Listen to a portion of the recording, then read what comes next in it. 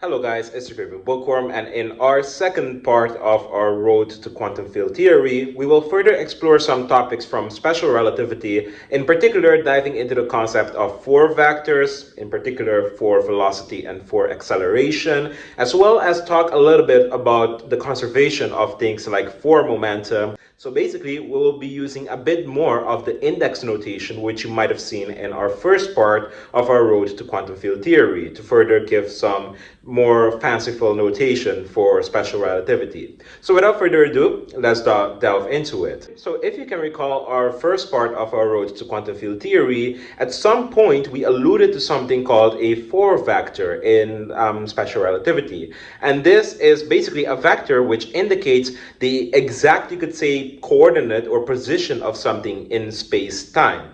The reason I say space-time instead of just space is because instead of giving you a position, an x, y, and z position in a given coordinate system, it also gives you the exact time at which something or an event, as it is called in special relativity, has taken place. As for example, if you want to know when, for example, in the analogy which we used in part 1, if you're in a boat that is moving relative to someone that is just drifting in a water pond, and if suddenly both of you see a meteorite crashing into the earth, then if you want to know at what the position of the thing will be or what its velocity will be at a given moment, then you want to know not just its spatial coordinates but also its temporal coordinate as well. So a way in which you can generalize this code, you could say location in four-dimensional space-time, is by using what are known as four vectors, and it looks as the following. Where you have your four-dimensional, you can say, space-time vector, and it consists out of four individual elements. It consists out of its temporal element, which is described by CT, and the three spatial ones, which is in this case represented by the Cartesian coordinates, so x, y, z. There's also what is known as the dual four-dimensional, you could say, space-time coordinate. And this has something to do with, if you're seeing the Trinity relativity, albeit I will still summarize it here, that when you describe a vector, you can do so by using index notation. And the way you would do that is, if I had an arbitrary vector v, I can write it in terms of index notation as vi multiplied by ei hat, where ei hat is representing, in this case, your Euclidean basis vectors. So e1 would be the x hat, e2 would be the y hat, and e3 will be the z hat, and vi would be one of the components, so it would be either, like, let's say, vx, vy, or vz. If you want to describe a vector, then basically what you do is have each of the different components of the vector added with its corresponding basis vector. So Vx would be Vx multiplied by x hat, and you would have Vy multiplied by Ey hat. So you would have Vx multiplied by x hat plus Vy multiplied by Ey hat and Vz multiplied by Ez hat. And using the Einstein summation convention, you can write it more shortly as this. If you're representing a vector, or even in more complicated cases, a tensor, in this case, a vector is a special case of a tensor. It is a rank 1 tensor. If you're representing a vector with an upper index, then this is what is known as a contravariant vector. And it is a vector which basically has its components be dependent on the coordinate system you're using. So basically, we denote our i's, in this case, to be 1, 2, 3, and that could be vx, vy, vz. But if we're using something like spherical coordinates, then the I1, 2, 3 represents different things. It can represent Vr, V theta, and V phi. So this is what the upper stairs, you could say, index indicate. And if it's lower stairs, then it indicates something that is known as a dual vector or a covariant vector, one that is covariant across all reference frames. So that is a little bit of notation, and the reason this is important is because when looking at this four-dimensional, you can say, vector in a given space-time, the dual vector in this case, you can kind of think of it as that which, if the components of this R for D was represented with an upper index, then the dual vector would be represented with a lower index in this case. And what that would look like is the following. So it basically looks almost the same as the other, you could say, vector that we have, the just regular contravariant for these vector. The only difference, and this star just indicates in this case that it's the dual vector, the only difference is that the zeroth index component, so the first element of this vector, will have a negative sign instead of a positive sign. And this plays a crucial role. Basically, what this tells us is that if we were to find the displacement factor of this thing, and if we were to dot the two displacement factors with each other, so the displacement factor of the contravariant vector, so dr, with the displacement vector of dr, that is the dual vector, and if we were to dot these two displacement vectors together, what we would get is the following. If we noted this contravariant, you could say, vector as dx with an upper index, as it is contravariant, and this dx with a lower index, as it is the covariant vector, if we were to contract them with each other, so dx mu, the lower index mu, that means basically taking the dot product of these two things together, and that gives this. Which is nice because in essence it gives us what we looked at in the first part of our road to quantum field theory, and that is the metric, basically the Minkowski metric, to be specific, the invariant line element in special relativity. Invariant as it is coordinate independent, doesn't matter which coordinate system you use, as long as you have this particular combination of spatial and temporal term, then you're going to get a metric, a ds squared, that tells you exactly something about a given space-time patch that is described. Now, what space-time patch this tells you something about, that is basically the following. If you had a space-time diagram that has a spatial, you could say, axis, and a temporal one that is ct, and of course you have your causality or light cone, then if there is basically something traveling at a given velocity, basically, and not basically being stationary, that something can be represented as the following. If its trajectory looks like this, then this little line right here tells you the world line of that given, say, particle or that given object as it is traveling through space-time. The word line tells you everything about its past, which is everything that is in this section of the light cone, as well as everything about its possible future. And basically, this particle that is traveling through flat space-time cannot interact with anything that is traveling in this particular region of space-time, as they lie outside of the causality cone of this particular particle, and it tells you that, okay, so if something were to happen here, then it would not be able to communicate by any means necessary with the particle traveling here.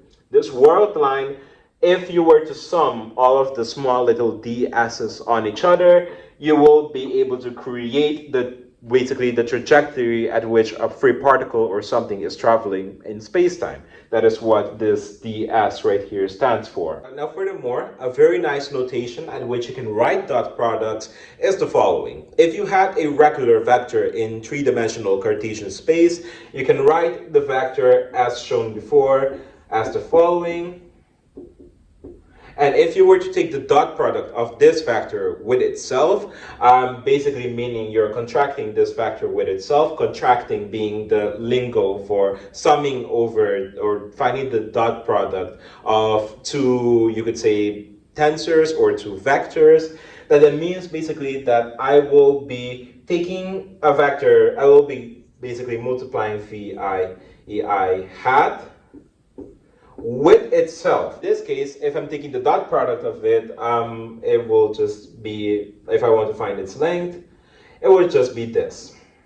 And what that will look like is basically I can group these two things together and I can group these two things together. And this is nothing tricky and new. The reason why I can group these together, you can just think of it in terms of finding the inner product of a vector. If you basically want to find the length of a vector, then the components which you will get from the dot product are vx squared plus vy squared plus vz squared.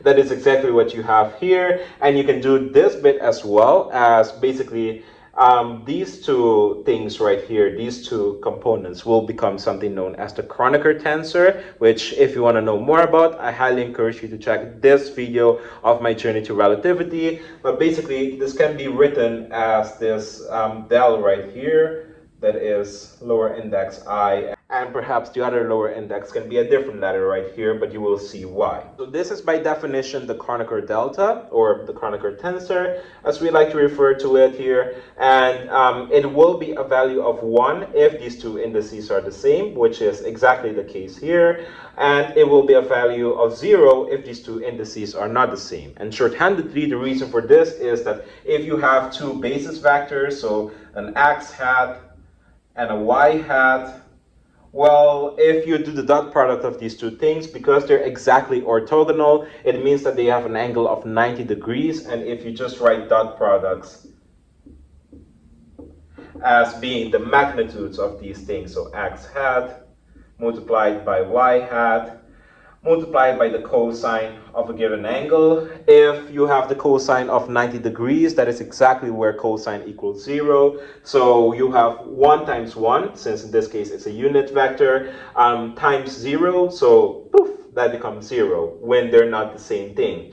If they are the same thing, however, if it is x hat dot x hat, so 1 times 1, if the cosine of this is cosine of 0 degrees, then cosine is just 1, and you get a value of 1. This very short-handedly and quickly explains the method and purpose of this Kronecker delta right here. So that is how you can replace this ei hat dot ei hat with the Kronecker delta. Now, another thing is that we can change the indices, which we wrote right here, as these indices are what are known as dummy indices. And as long as you're intending on summing things over, as long as these indices repeat at least once, then basically you are okay to do whatever you want and change things around. So basically that means I can change at least one of these indices into something else, a j, for example. So this can be j, and this can be j.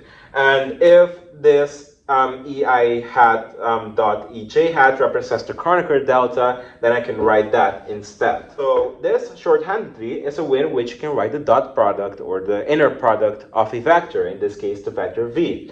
And these Kronecker deltas and tensors in general tend to have a property at which they can change the index of a given vector or tensor component. In this case, the Kronecker delta can grab basically the upper index of j or the upper index of I and change it into a lower index of something else. So the way you can see that is that if I were to just look at this thing, so vj multiplied by this Kronecker delta, then this Kronecker delta has a lower index of j, so it grabs this upper index and makes it into a lower index, so it lowers the index and changes it from j to whatever is written here, which is an I.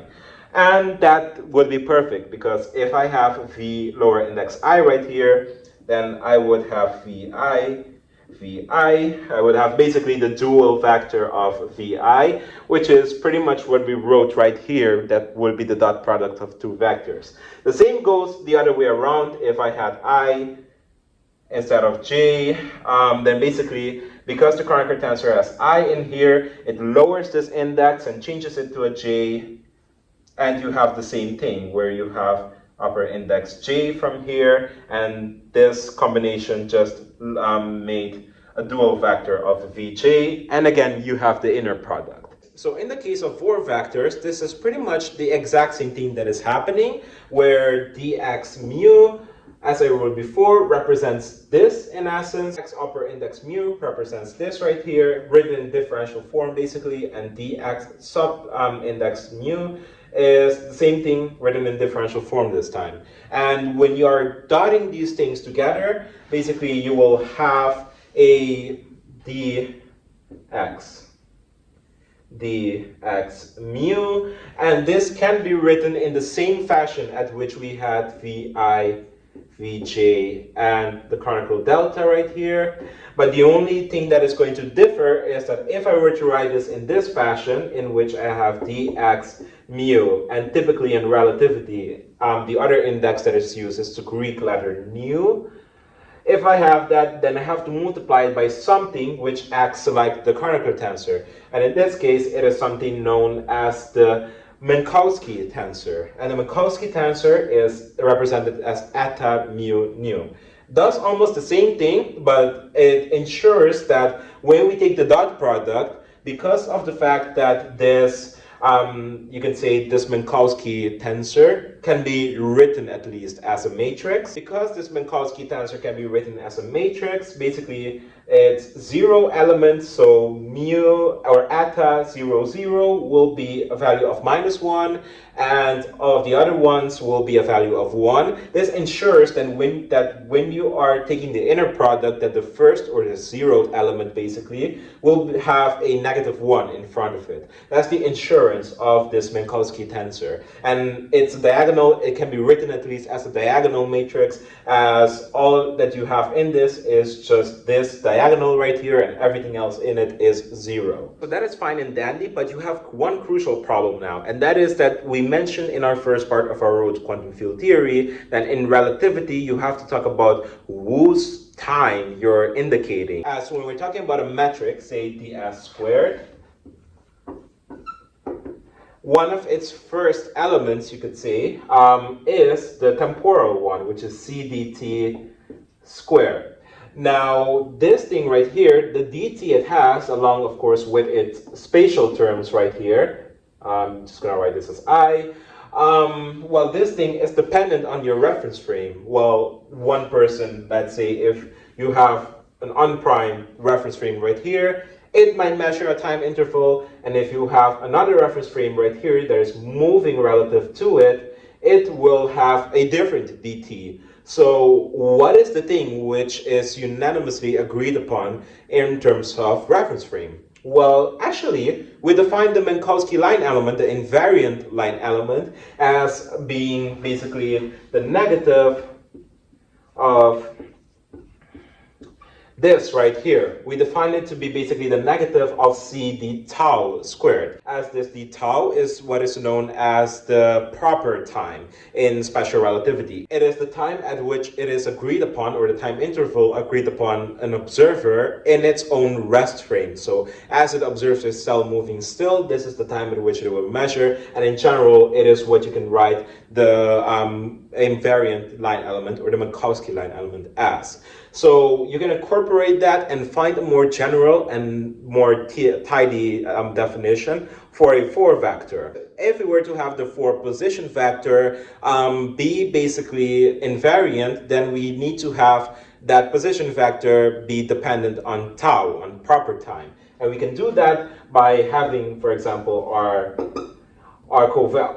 contravariant 4 position vector. We can have our contravariant factor be somehow dependent on tau. So temporal bit is dependent on tau, as well as the spatial bit, which is all summarized in x mu.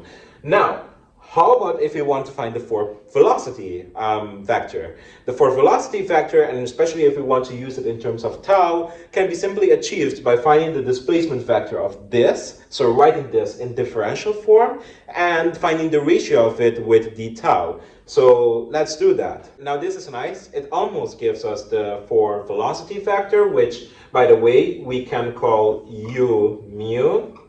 But the way in which we can find this and write it in terms of gamma, and it will make our notation look much nicer, is by writing d tau in terms of dt. And we have a way to do this. In our first part, we saw how the time interval measured by someone in its respective reference frame relates to the proper time by the time dilation equation, by this thing right here. This means that we can write d tau in terms of dt. So what that gives is that basically d tau is equal to dt over gamma.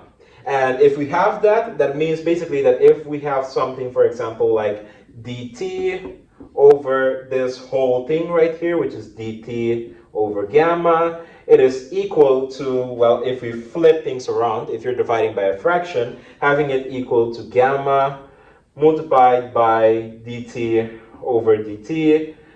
This thing's just 1, so basically it is equal to just gamma.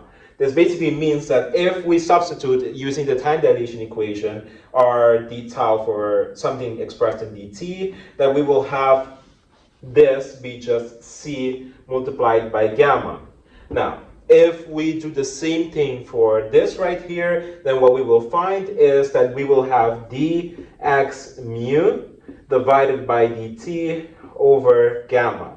And what this will give us is, if we do the thing again, we will have gamma multiplied by whatever spatial component you're interested in, so dx, dy, dz, over dt.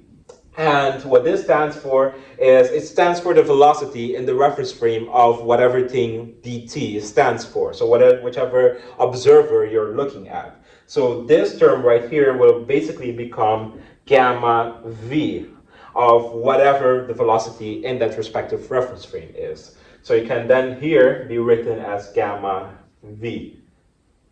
So this shorthandedly gives you the 4 velocity vector in special relativity. It tells you basically the velocity at which, or the rate at which basically the world line in a given, you can say, light cone is changing basically. So if you remember the Minkowski diagram or the space-time diagram, and you remember that trace of the world line, if you look at one particular point and you want to know at what rate that the world line is changing, that's what you use this 4 velocity vector for. Another way in which we can note this 4 velocity vector is, we saw that this 4 velocity vector is equal to gamma c, gamma v. We could just take the gamma out, as the gamma will just be, you can say, something, a factor that is multiplying the components of this vector. If we take it out, we have that this is our expression for our 4 velocity vector.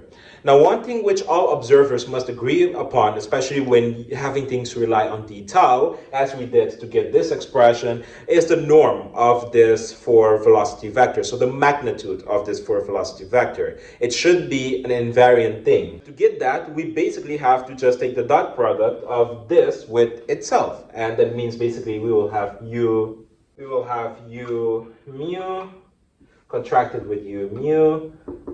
And that just means basically when we have mu lower index mu, we will have the same vector right here, but with a negative sign. So u lower index mu will be negative, or let's say gamma negative c v.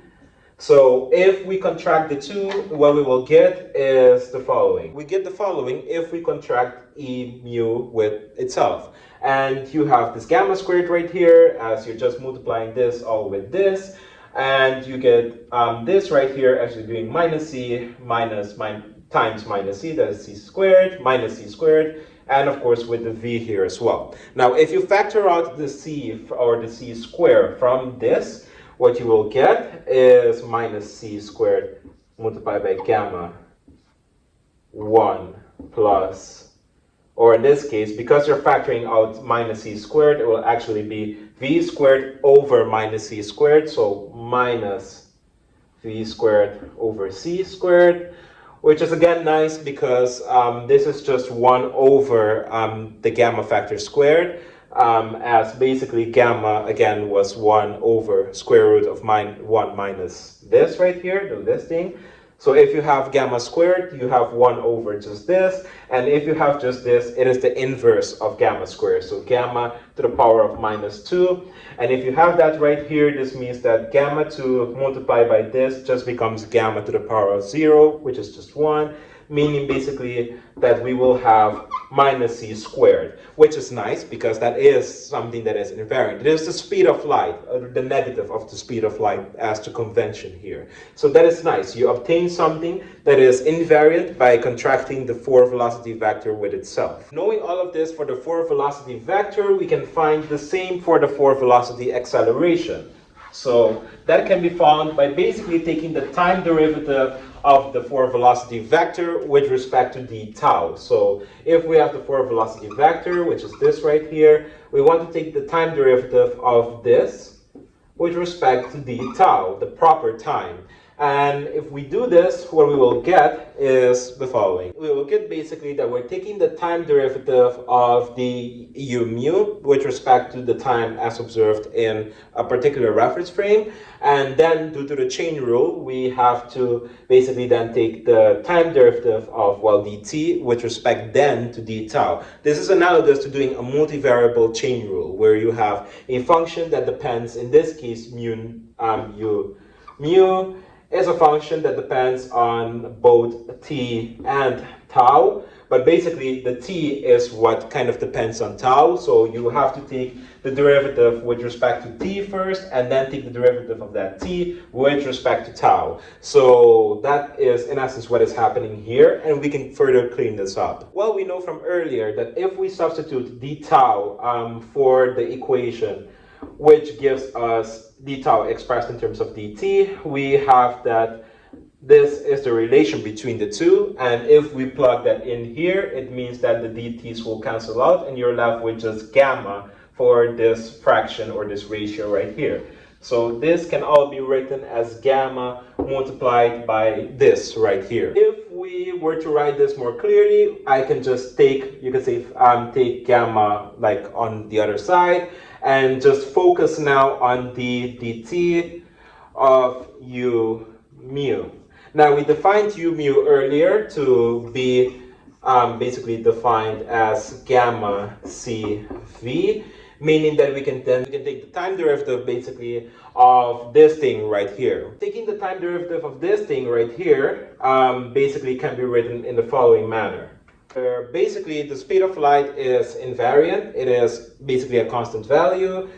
So basically, when we're taking the time derivative of this, we in essence are taking the time derivative of just the gamma factor, as the gamma factor has a velocity, and that velocity is not something that is, you could say, constant and invariant. So we will obtain c multiplied by d gamma dt, and then basically the time derivative of gamma v in general is going to be the acceleration of the thing with respect to its own reference frame. So acceleration here basically being defined as d dt of gamma v. So putting this all together, the 4 acceleration, which I will represent with a mu, will be written as gamma multiplied by what we have found before, which from what you recall here was gamma multiplied by c d gamma dt, and the acceleration, which is defined by the time derivative of gamma v. Now, having found the 4 velocity and the 4 acceleration, we can write some things which are pretty much familiar from classical mechanics, but in this relativistic context. For example, we can write the 4 momentum of a relativistic thing, or just anything written in terms of taking relativity into account. Basically, if we want to write the components of a 4 momentum of something, then basically we can write it as p mu being equal to, well, multiplying the invariant mass of something. In the case of in relativity as well, the invariant mass is the mass at which something has, which is the same in all reference frame. And that multiplied by the component of the 4 velocity. This is pretty much the same as if you were to write basically momentum in classical mechanics, which is just P equals mv. And it means that we can also write basically a second array equation of motion, or an equation that expresses basically the net force on something, but using now for momentum. We know in regular mechanics that the net force on an object is equal to basically the change in the total momentum with respect to time. we can do something very similar, and that basically saying that the mu component of the net force on an object, so F mu, is equal basically to dp mu with respect, in this case, because we're taking special relativity into account, with respect to d tau.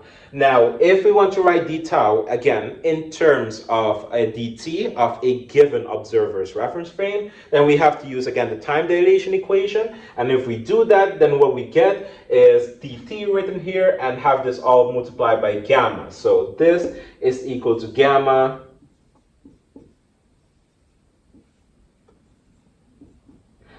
times dp mu over dt, basically giving us that equation of force for our basically for momentum in special relativistic context. Something still holds the same as in classical mechanics. For example, if the net force on an object was equal to 0, that means then that this dp dt is equal to 0, and knowing just regular calculus, you know that if the derivative of something is equal to 0, that thing is constant over whatever variable you're differentiating with respect to. In this case, if we're doing this for momentum, it means then that this p mu is constant. What this also tells us is that if you contract this p mu with itself, you should also obtain a constant value. So p mu contracted, or taking the inner product of it with itself, should give you a constant value. This is a place at which special relativity differs from, you can say, regular Newtonian mechanics, because in regular Newtonian mechanics, if you have your dp dt equal to 0, this means that momentum in general is constant or even 0. But in this case, p mu being constant does not necessarily mean that in a different reference frame, say in a primed reference frame, that p mu, let's say with an asterisk, is also constant. This being true does not automatically imply this. However, when you contract the two with each other, if you do the contraction of p mu with itself, that will lead to something that is basically, you could say, constant. So if you have p mu contracted with itself, it is the same thing as whatever value you have for p mu asterisk contracted with itself. As basically, if you contract two objects, like two vectors, or if you want to get more technical and you could say rigorous with our lingo, basically if you contract a tensor with itself, in this case a rank 1 tensor, then you get something that is invariant. You get something that is in principle constant.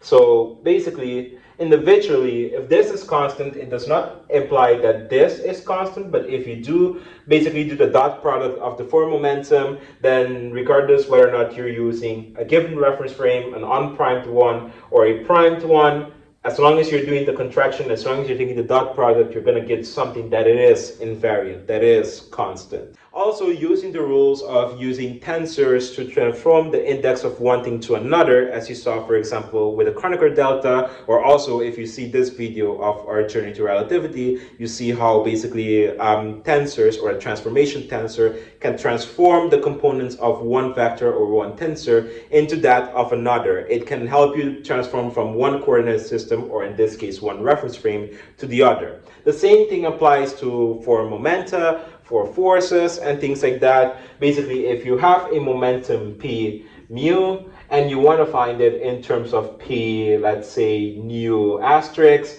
then you just have to contract it with basically a transformation tensor, which captured this right here and turns it into an upper index mu prime. This means basically that you will be multiplying this by the following term right here. It means basically that you will doing this particular multiplication and transformation in order to get this p mu into p nu prime. So if you need a refresher on how transformation tensors work, I highly recommend you check my video on the journey to relativity if you feel a bit not comfortable with this. But this is in essence the gist. It helps you transform indices from one thing to another, and it does so by a particular law which is expressed in this manner right here. Now, four momenta is a very useful thing for allowing us to analyze relativistic collisions, which happens to be quite of relevance when talking about particles moving at very high energies. Because basically, as these particles move at very high energies, they start achieving relativistic velocities. And this is especially true when you're looking at particles in particle colliders. So before we do that, we have to look again at this four momenta, which we were interested in right now. Now, with this expression, we can write this four momenta as the following. We can write it knowing that E mu mu is equal to gamma C V.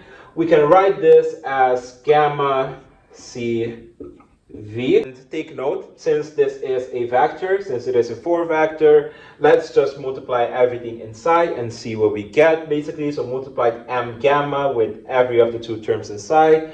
We get that for our 4 momentum, the first element is this right here, while the second one is this.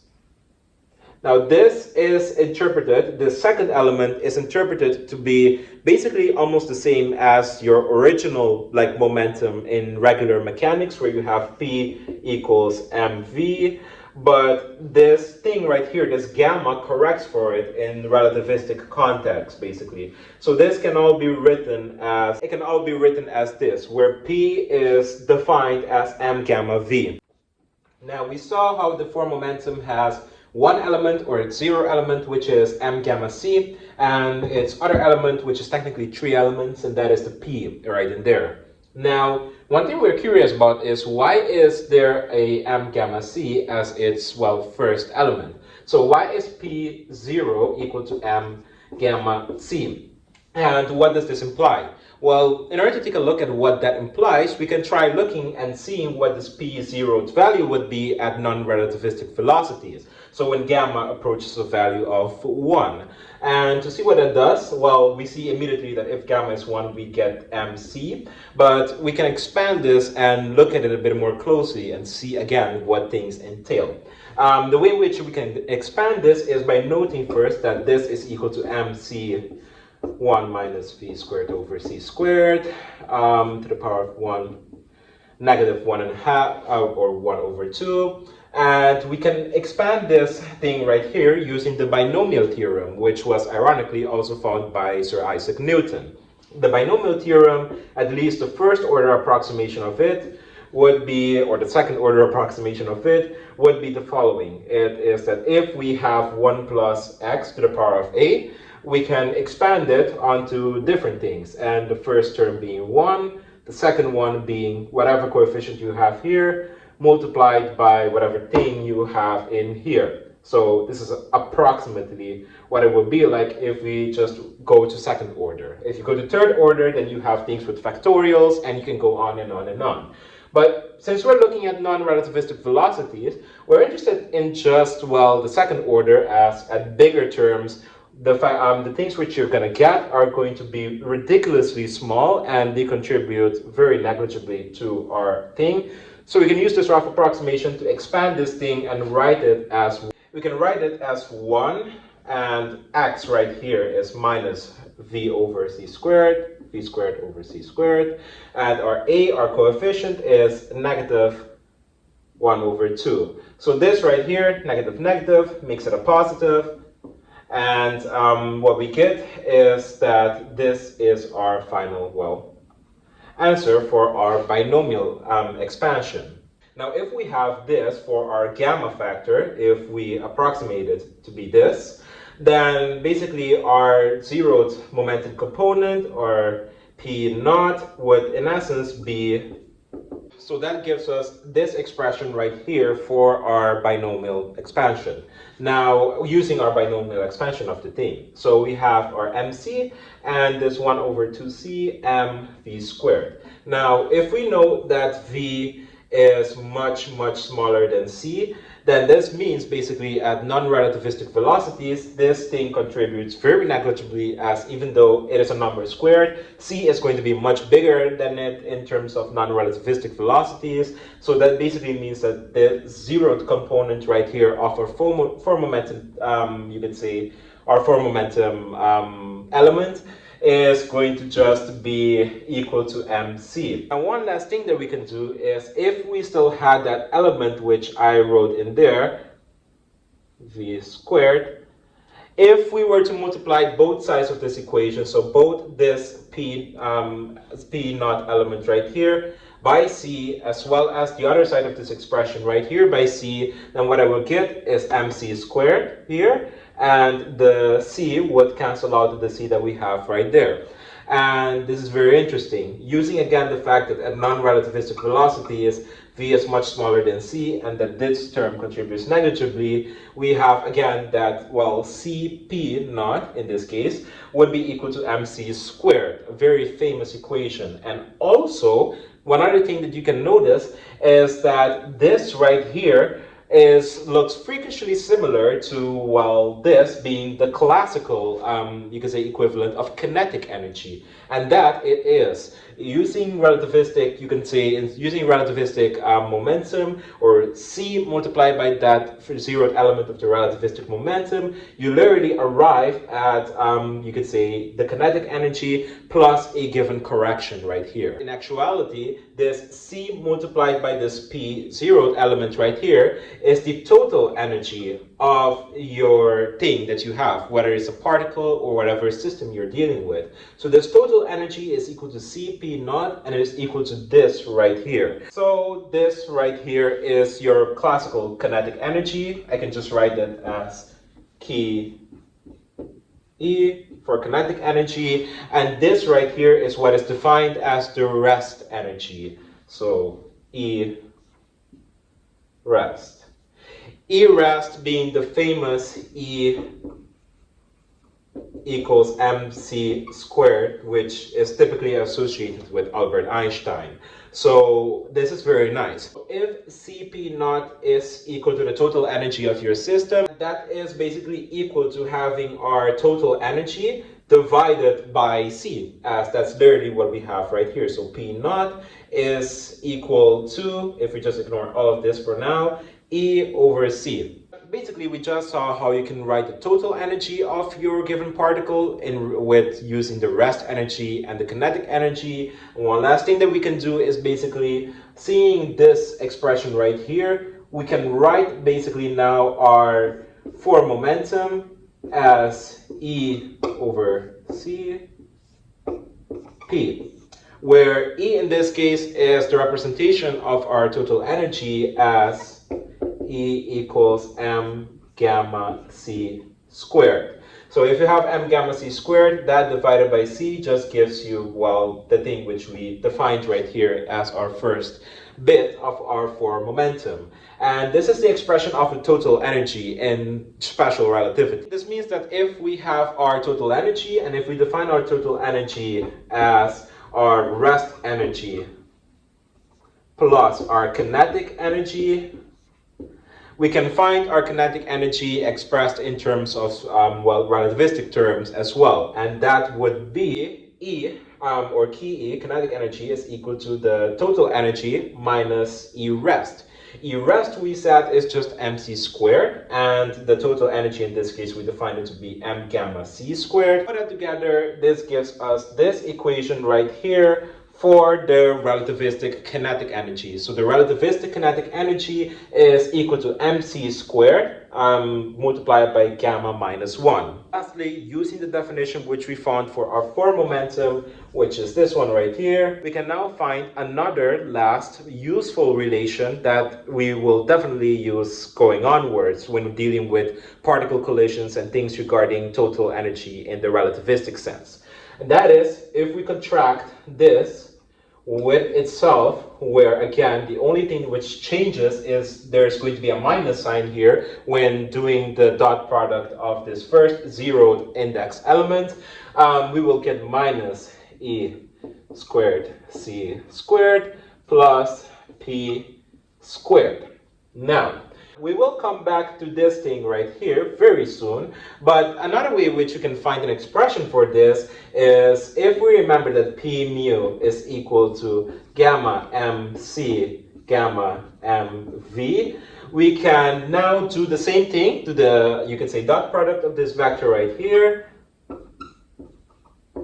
where again this gets a minus sign, and now we take everything outside. Basically we just take the gamma squared and the m squared outside, giving us one less thing which we can do from here on now is basically factoring out this c squared from outside of this expression right here, and that is basically by having c squared be here, gamma squared m squared. This just leaves you with, if you divide by c squared, you just remain with minus 1, and if you divide this by c squared, you get v squared over c squared minus 1. Now, nothing illegal has happened yet, like everything is still fine, you're just factoring out the c squared, and you get gamma mc squared multiplied by this thing right here for the contraction of the vector. Now, if I have this right here, and now I factor out this negative 1, then I arrive at something interesting. So I factor out the negative 1 in the same fashion that I factor out the c squared. So factoring out the negative 1 just means dividing like this by negative 1, which just gives a positive value. So this negative 1 divided by negative 1 just becomes a positive value, and this basically, if I divide it by negative 1, gives me a negative value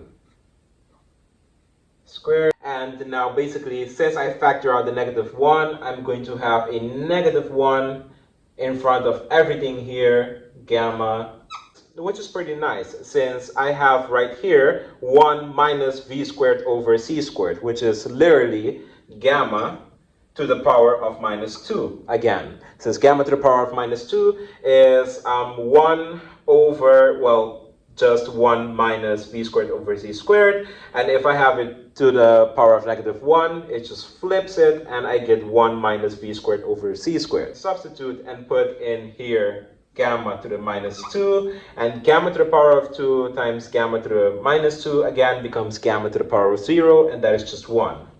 Giving us basically that the contraction of p mu with itself, the contraction of the 4 vector with itself, is equal to minus mc squared.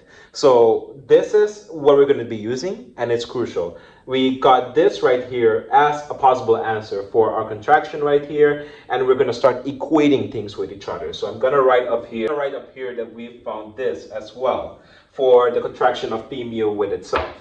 So having done that, I can simply write this side is equal to this side right here. So this is perfect, and what I want to find is the total energy, like something that relates the total energy with the momentum, so the momentum in a given reference frame. And I can do this basically by rearranging things and expressing for E itself, or E squared. So if I were to do that, I basically send this to one side, which changes the sign from a minus to a positive, and bring this over to the other side. So what this gives me is E squared over C squared, changing the sign as I moved it to the other side. And on the other side, I have MC's, you could say the square of that. As I brought it to the other side, it gives a positive sign, MC squared, and plus P squared. We're almost there. What this is going to give us, if we multiply both sides by C squared, is that E squared is equal to, and this is perfection. We've basically derived the energy-momentum relation from special relativity. It relates the total energy of something that you have with basically the momentum which it has, basically, and the rest energy here as well. The way in which you can see this is, for example, if we wanted to find the total energy of a particle that carries no momentum, we can write it as E squared equals m squared c to the power of 4. And if we were to find this energy, we take the square root of both sides, giving us the total energy is equal to this right here, which if you take the square root, this just gives you mc squared, giving you the rest energy of the thing since it has no momentum. And if you were to find the momentum of something that is massless, like a photon, then mass would be 0, but this doesn't mean that it doesn't carry any energy. Because the energy momentum relation has something known as momentum in there as well, that momentum will not be a 0 value. So E squared equals, in this case, p squared times c squared. And if we want to find basically the energy which the photon carries, it is equal to p times c, which is very nice. Means that you can find the total energy of a photon as well. The gist of this video was basically to use the notation of tensors and like all of the algebra soup that comes with it to derive some properties from special relativity, such as for velocity, for acceleration, and also doing some mechanics with it. So showing how you can find the equations of motion of the thing using the forces in the case of, well, relativistic sense, and also showing how some things are invariant, and also how you can find the total energy of something in special relativistic sense. This is a very crucial bit and also used a lot in particle physics, as you can use the energy momentum relation to find things like the threshold energy, which is needed basically to know whether or not a particle will be created. And of course, we are definitely going to be talking about this in later videos, but in general now, the gist which you should have taken from this video is all that we've done. And in the next video, I'm going to be making hopefully a shorter video in which I briefly cover some notation from relativistic electrodynamics. So writing Maxwell's equation, which describes electromagnetism, using the notation which we've just done today of tensors and all of the upper and lower indices. If you're uncomfortable with that, again, I recommend you check these two videos of my journey to relativity in particular, in which I introduce how basically you can have these things with change indices, and also the other one in which I properly go into tensors. I hope you found this video informative, and I hope to see you all very soon on our next video on our road to quantum field theory. Have a great day and see you all again very soon. Bye.